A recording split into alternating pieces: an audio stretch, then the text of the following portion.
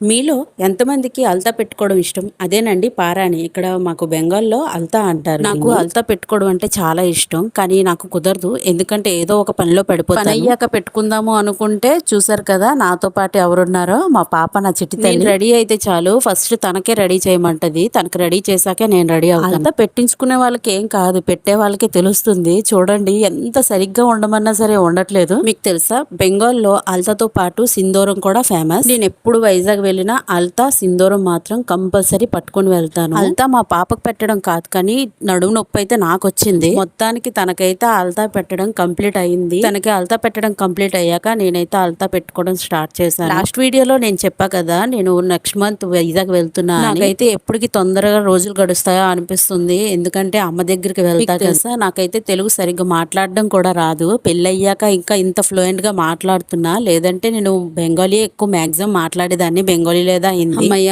మొత్తానికైతే నేను పాప ఇద్దరం అల్తా పెట్టుకోవడం అయితే కంప్లీట్ అయ్యింది. అల్తా పెట్టుకున్నాక చూడండి మా ఇద్దరు కాలు ఎంత బాగున్నాయో. మీలో ఎంతమందికి అల్తా పెట్టుకోవడం ఇష్టమో కామెంట్ చేయండి. Tata bye by, take care.